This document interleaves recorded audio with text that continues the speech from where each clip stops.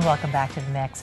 When Jennifer Mattox saw the movie Super Size Me, it prompted her to take a closer look at the bigger issue of what kids are eating. She took a concern she had about the nutritional content our kids are consuming, and she's making it now into a film. It's called Vending Machine. We're very happy to have her as our next guest. Welcome, Jennifer. Thank you. Thank you very much.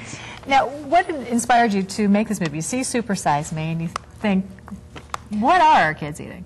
Well, you know, I spent 15 years in corporate marketing, and I really got to a place where I felt like I really felt the need to make a difference somehow. And I did a community workshop, and in that workshop they asked us to do a project. And I developed a project based on going in and removing junk food from vending machines at schools. Well, from that, that grassroots effort kind of developed into a bigger project and became a film idea. And then, of course, when I saw Super Size Me, it really validated my idea to make something called Vending Machine, which is really to entertain and educate kids about, you know, just the ramifications of eating poorly. And so we were talking about in our earlier segments that the education is such an integral part of this, and you've come up with a creative way. Tell us what the premise and what's Vending Machine's all about.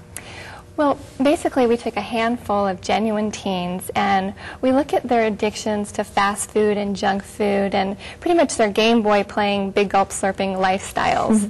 And so we follow them and we kind of capture their daily struggles throughout you know, their lives and the social aspects of what they go through on a daily basis. And then we have third-party experts that come in and actually, you know, look at the conditions that these kids might have a propensity to have and pretty much diagnose and recommend treatments, and then we also have an intervention that sort of happens towards the climax of the film. Now, how did you select the kids that you're going to follow? Are they all big gulp drinking, video playing kids, or do some of them actually sit down and eat mom's bland cooking for dinner? Yes, well, Colorful cooking. well, we have identified, you know, a number of character profiles that kids today can really identify with. So it's really about, you know, stories that are being told kids can really relate to and see themselves in and empathize with. And a couple of these profiles, you know, we kind of have names for them. Stressed out and on the run, and this of course is you know, the child that goes from activity to activity and they really don't take a break, and you know, they're running on, you know, quick bites from a fast food place with little or no nutritional value, you know. And then we've got the comatose food fanatic who's kind of, you know, kind of walking through life with eating cheeseburgers and French fries all the time. And then of course we have the pre-diagnosed ADHD kid, and this is obviously prevalent today, ADHD. And then we have the helpless, obese, and diabetic girl who's pretty much the subject, the primary subject of our film. So are these actresses and actors and actresses? No, these are real life teens, right? Wow. Okay, and they're going to do video diaries that follow them throughout their days, yeah? Well, we're going to be following them throughout their day, and we're going to capture everything that they go through. And then intermittently we'll have our third-party experts come in and, you know, talk about what sort of they're going through. We'll even have animation where we actually show what's going on within their bodies and how it's affecting them.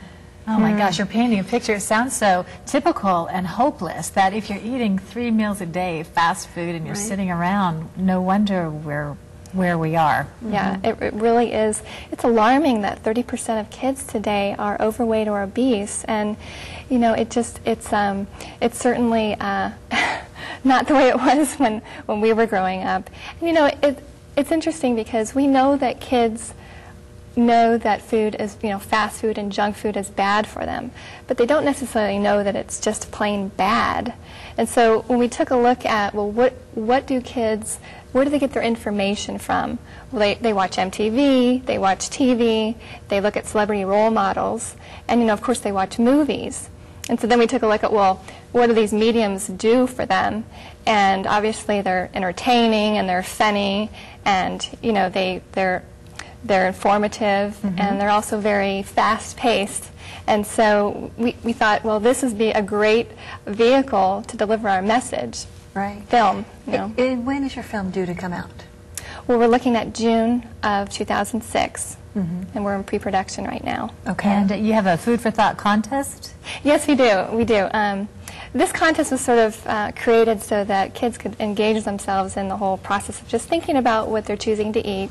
And we're also providing an award where we would actually have them be part of the film if we choose that, if we choose to have them part of it. And basically, kids write in online and they submit stories and they tell us about, what's going on in their life and how food is affecting their life. Wow. Great, a great ending to a show where we're talking about this epidemic and what needs to happen in the school level and with medical intervention, and then, of course, from how can we educate, and inform people so that we can try to help some kids, be better informed about the decisions they're making and what they're putting in their mouths. So hundreds of decisions every day. It's little ones that add up. Yeah, to a absolutely. Lot. Yes. Thank you so much for being here. Thank you. Thanks again to Jennifer for sharing with us her vision and about the movie. And if you would like more information on her film, or if you want to find out more for the Food for Thought contest, you can check out their website at www.vendingmachinemovie.com. And if you would like to email us, if you have a comment or a question, you can always reach us at themix@cox.com. As always, thanks for joining us, and we'll see you next time here on The Mix.